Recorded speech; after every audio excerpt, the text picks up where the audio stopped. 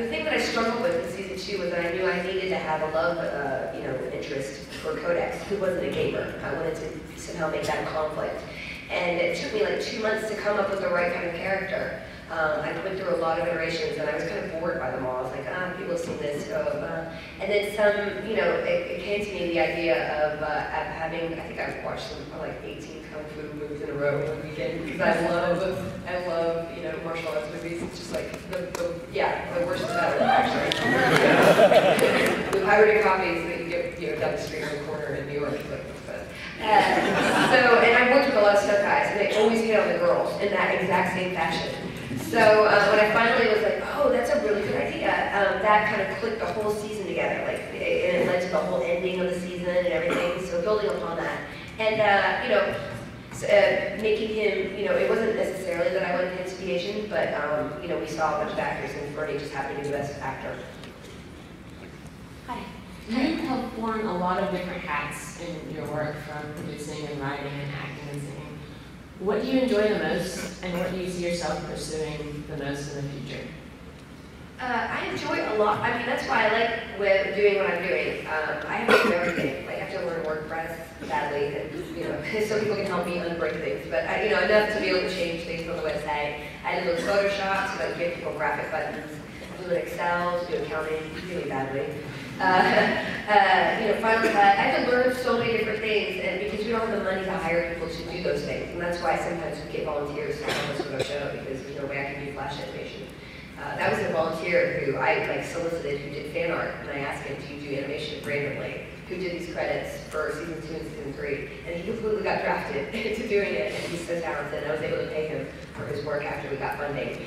But that's the way we roll in web video. I love producing, and I love making other people's stories. I think, I'd love to do that in the future. Writing for me is very rewarding after the fact. I struggle with it while I'm doing it, but hearing people and actors bring the words to life is very fulfilling. And I also love acting, so the cool thing is that the web video enables me to do all of that. 5 years down the line, I'd love to have made other people's stories happen as a producer, and keep acting and doing a little bit of everything. So I guess I'm a dabbler. I love to be great at any one thing. I'm Jennifer of all trades. But that's kind of like what I like to do. So that was an answer. I like doing it all. Thank you. You're welcome. Felicia? Yes. It's 10:30. Oh yeah, okay. So I'm going to bring somebody, you don't necessarily have to go away. I'm going to bring Scott Alley, the editor of Dark Horse, because I know some people wanted to ask questions about the comics. So Scott's going to come up here and help answer some of those questions if you're interested in the comics.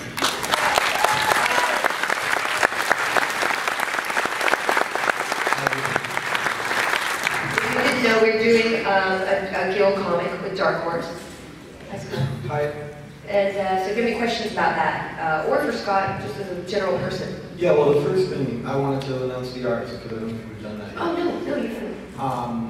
We're going to debut the Guild comic on MySpace Dark Horse Presents with the October issue. So the first Wednesday in October, if you go to myspace.com/Dark Horse Presents, which is where we've done Sugar Shock with Joss and a lot of different comics. Felicia and Jim Rugg are doing a 2-page strip about the Guild that kind of sets up how we're going to handle it as a comic book. Jim's the artist of Street Angel and Aphrodisiac and The Plain James from Mates.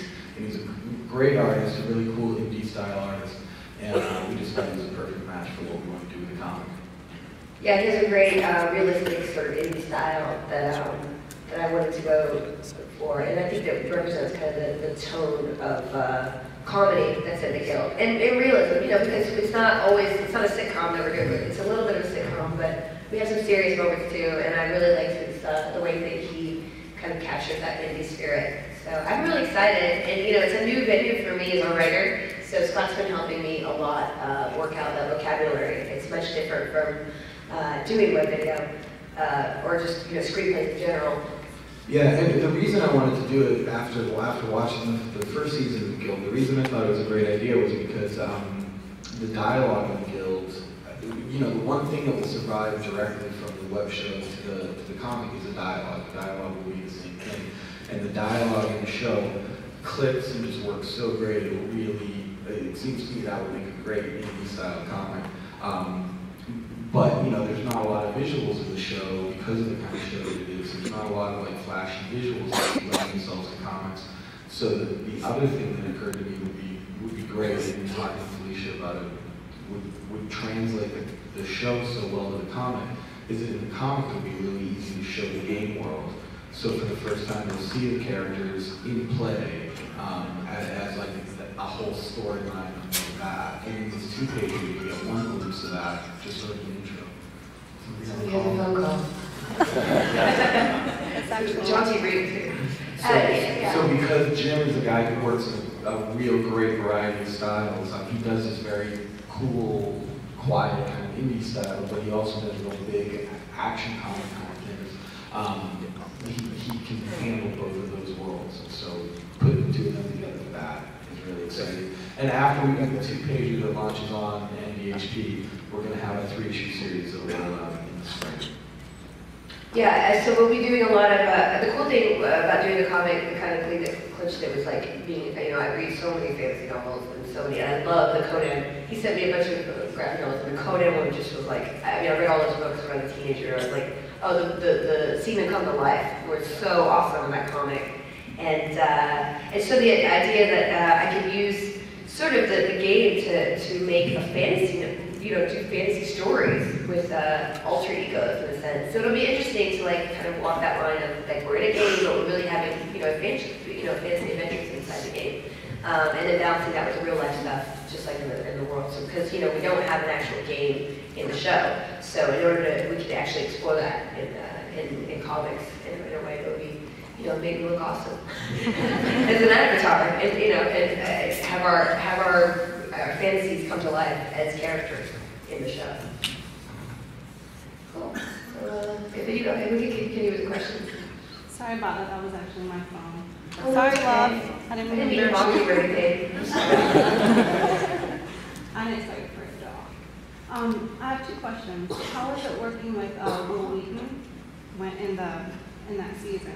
That was a shocker to me. I really liked him. You didn't know who he was in? No.